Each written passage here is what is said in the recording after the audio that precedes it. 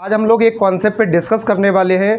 धारामापी और चुंबक चैप्टर से संबंधित जो न्यूमेरिकल्स हैं उन कॉन्सेप्ट पर डिस्कस करेंगे। एक क्वेश्चन ऑलरेडी बोर्ड पे मेंशन है। सबसे पहले प्रश्न को पढ़ते हैं।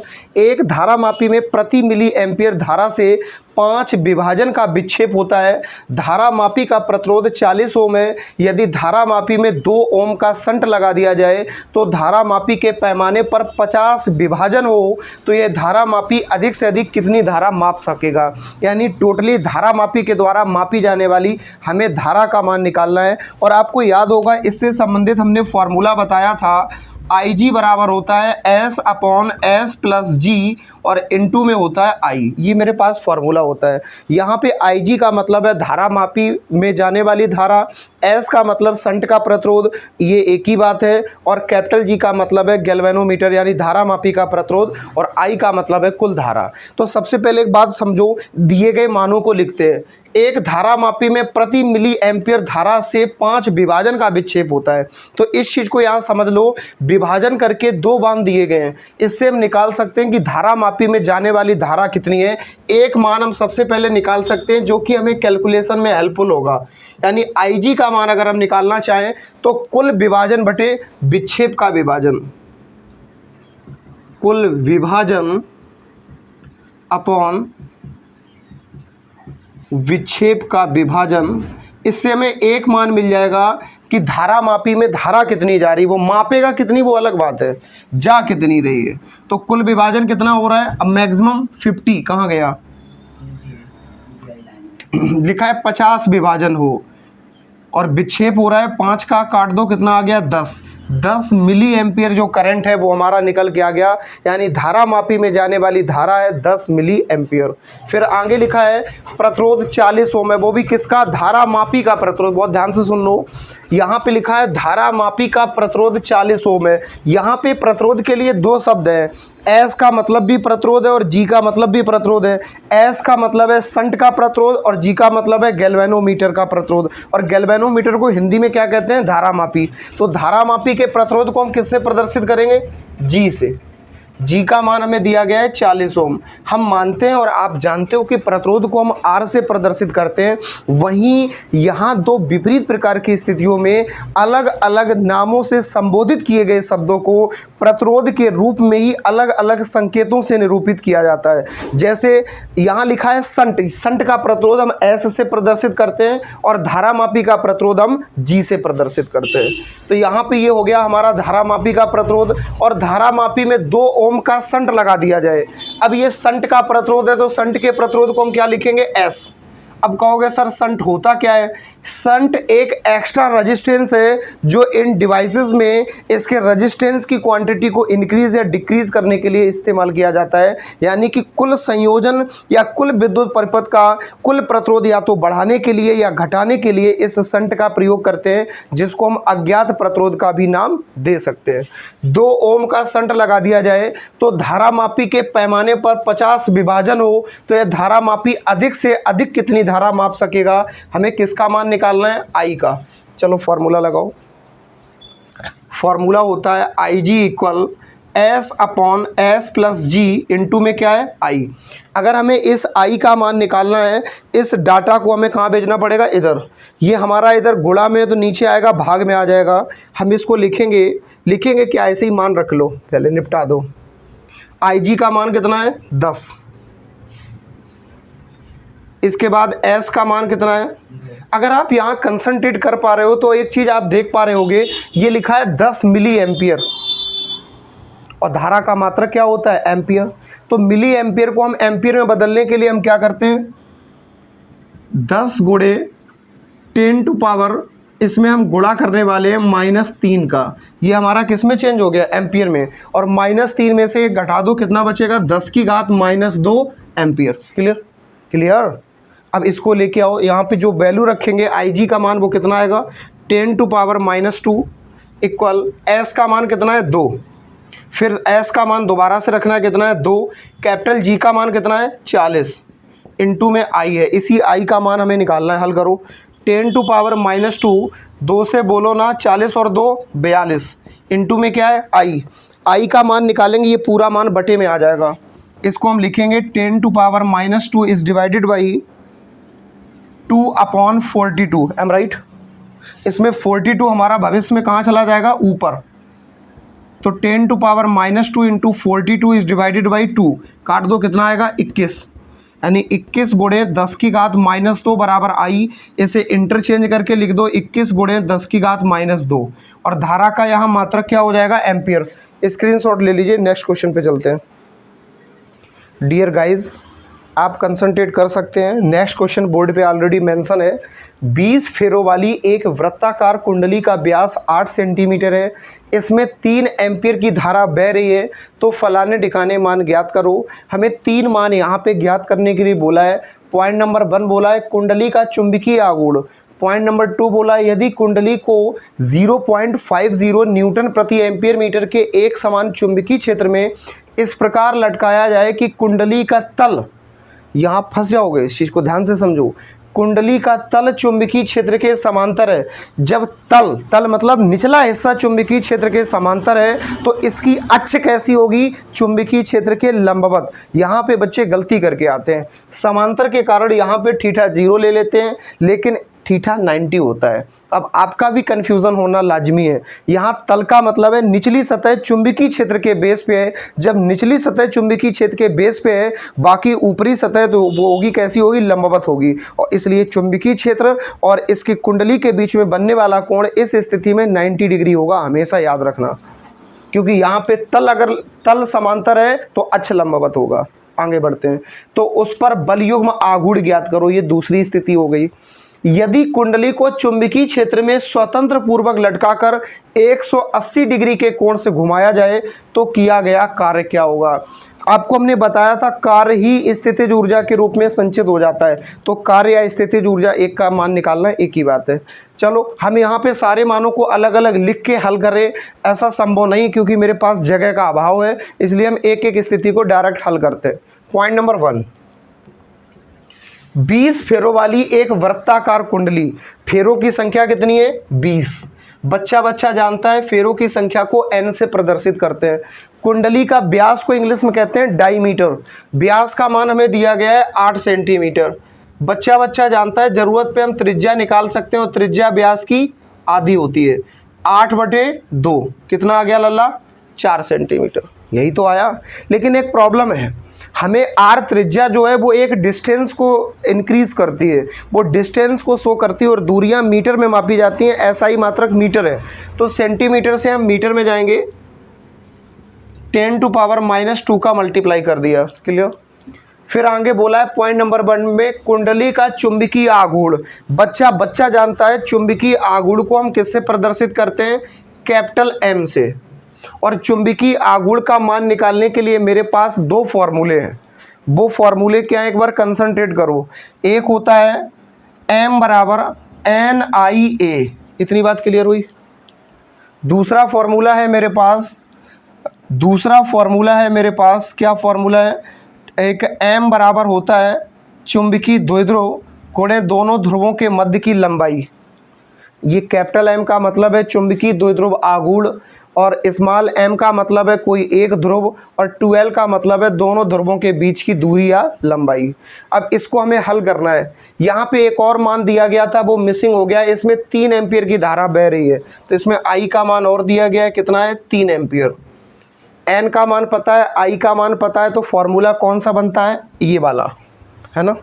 A का मान नहीं पता है, लेकिन A का मान नहीं पता है तो A का मान निकल सकता है। क्यों, जब व्यास पता था तो त्रिज्या पता चल गई, तो इसका क्षेत्रफल क्या हो जाएगा, πr²। चलो शुरू करते हैं। पहले ये बताओ, इतनी बातें क्लियर हुई। हम सबसे पहले यहाँ पे फॉर्मूला लगाएंगे m बराबर NIA। यहाँ पे हमें इस कैपिटल M का मान निकालना है। N का मान कितना है, 20, I का मान 3, इस कैपिटल A का मान हमें नहीं पता। ये कुंडली का क्षेत्रफल हो जाएगा πr², इस तरह से। अब मान रखो 20 का 3 में गुणा करो 60, इस पाई का मान कितना है, 22/7 है। इस आर का मान कितना है, ये वाला नहीं रखेंगे, ये सेंटीमीटर में, ऐसा ही मात्रक रखेंगे मीटर वाला। तो 4 गुणे 10 की घात -2, यही तो है मान, लेकिन इसका क्या करना है, स्क्वायर। चलो हल करो। 60 से बोलेंगे नहीं, 22/7 से बोलेंगे नहीं, 4 का स्क्वायर क्या होगा 10 की घात -2 -4 हो जाएगा, क्योंकि 10 की घात -2 का 10 की घात -2 में ही गुणा करना है। इसको हल करेंगे हम, बिल्कुल नॉर्मल कैलकुलेशन करनी है बच्चों वाले तरीके से। 16 का 0 में गुणा करेंगे तो 0, 16 छिक्का 96, 960 आ गया। गुणे में 22 गुणे 10 की घात -4 और बटे में कितना है 7। आप ताकत लगा के हल कर लेना और आपको बहुत बहुत बधाई। कैलकुलेशन से जो आंसर आएगा वही आपका आंसर होगा। सेकंड नंबर पे हमें किसका मान चाहिए, देखते हैं।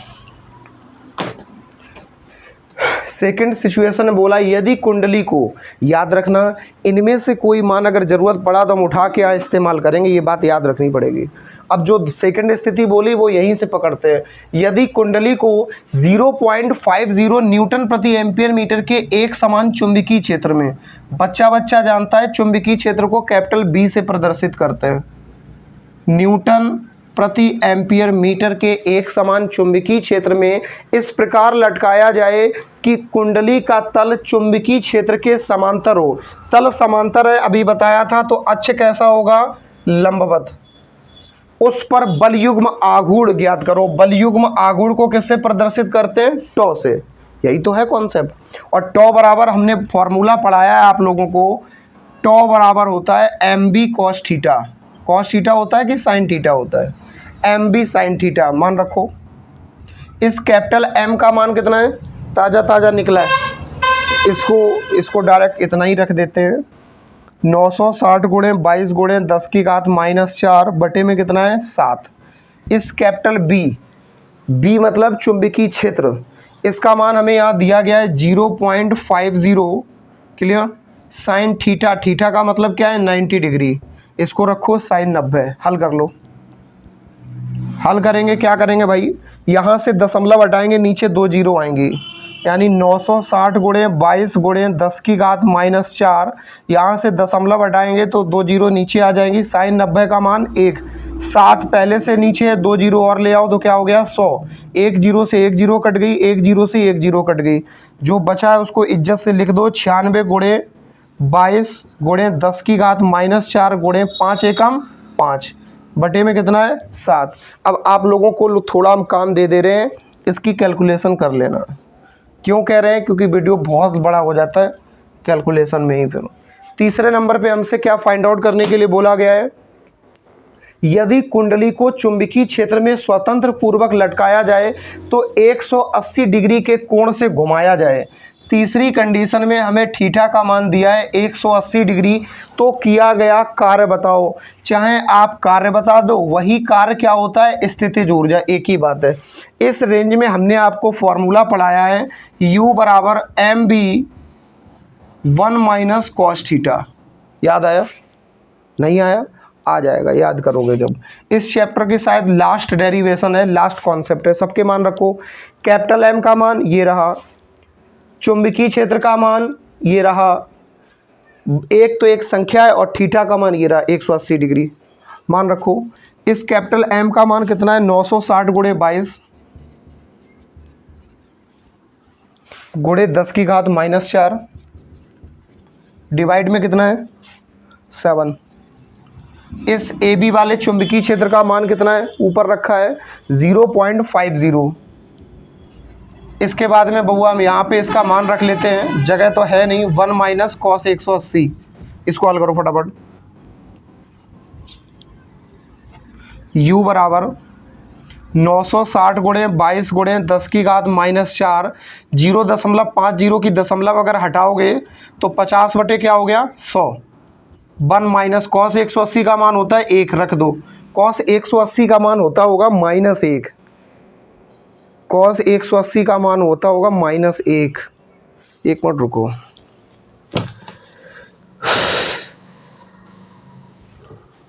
-1 होता होगा नहीं, -1 है तभी बनेगी फॉर्मेट, वरना 1 माइनस 1 होगा तो 1 माइनस 1 क्या हो गया 0, बाकी सब गुणा में पूरा मान 0 हो जाएगा, और ऊर्जा का मान 0 होना ऐसे संभव ही नहीं है। तो यहाँ पे हम 1 माइनस नहीं बल्कि ब्रैकेट में -1 लिखेंगे, क्योंकि ये एक तो ये रहा, ये माइनस तो ऑलरेडी है ना सूत्र वाला, और कॉस 180 का खुद का मान -1 है। अब माइनस माइनस क्या हो जाएगा प्लस। एक जीरो से एक जीरो कट गई, इस जीरो से ये जीरो काट दी। u बराबर आ गया 96 गुणे 22 गुणे 10 की घात -4 गुणे 5 और एक कितना हो गया 2 गुणे में 2। हल करो इसे। u बराबर 96 गुणे 22 गुणे 10 की घात -4 गुणे 5 दूनी 10। एक चीज मिसिंग है, ये 7 नीचे लिखा है ना, कंटिन्यू छूट गया। अब एक काम करो, यहाँ पे 10 लिखा है, इसकी पावर कोई नहीं तो कितनी है +1, यहाँ -4, यहाँ 1, इतना सॉल्व कर दो। u बराबर 96 गुणे 22 गुणे 10 की घात -3/7। स्क्रीनशॉट ले लो, आगे हल कर लेना जो बेसिक कैलकुलेशन है।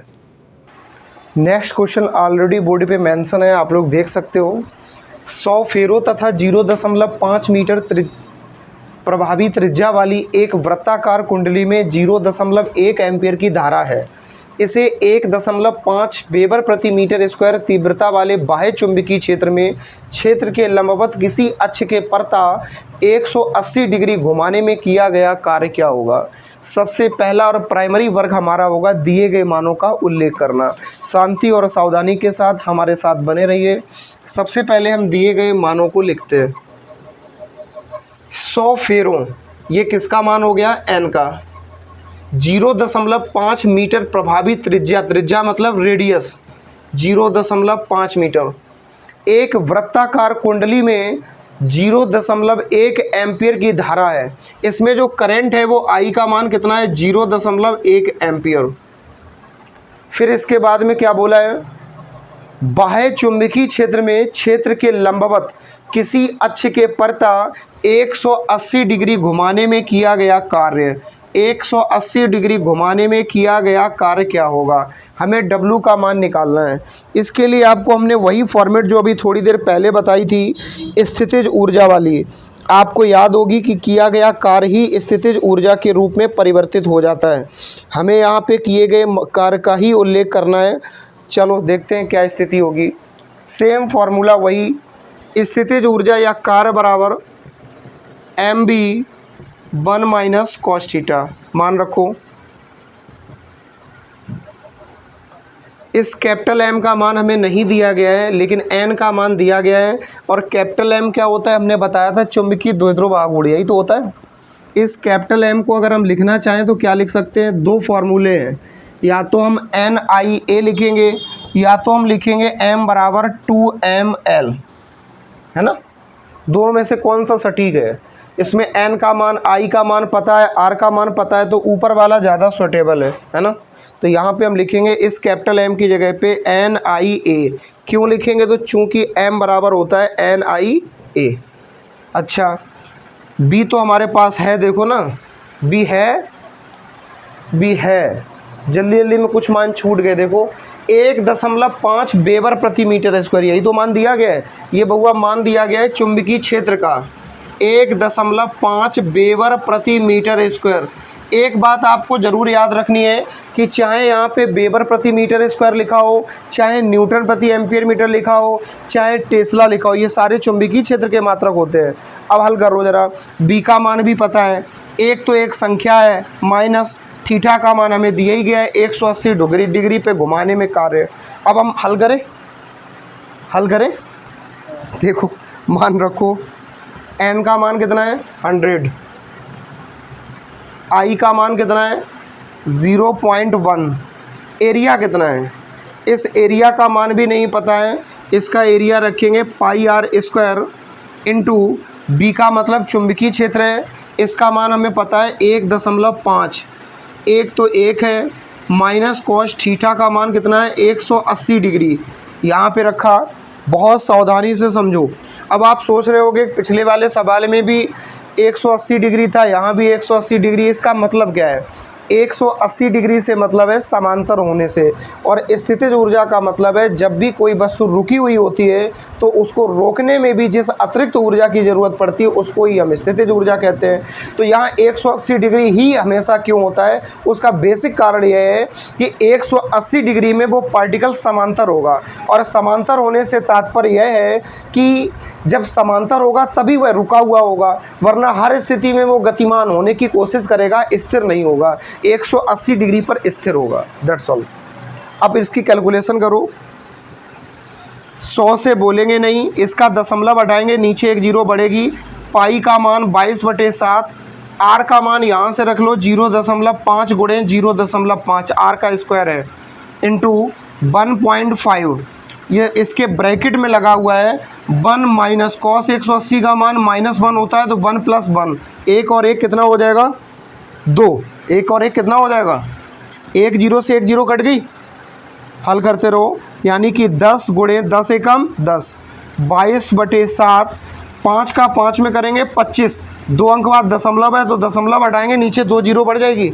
इसके बाद में यहाँ पे 1.5 है, दशमलव हटाओ तो 1 जीरो बढ़ गई, 1 और 1 जोड़ दो, 2 एकम 2, 1 और 1 जोड़ दिया 2 हो गया, और 2 ब्रैकेट लगा तो इसके साथ गुणा का संबंध है कि नहीं है। अब इसको हल करो, 1 0 से 1 0 काट दो, 5 तिया 15, 5 दूनी 10, 2 एकम 2, जो बचा है उसको समेट को लिखो एक साथ। पहले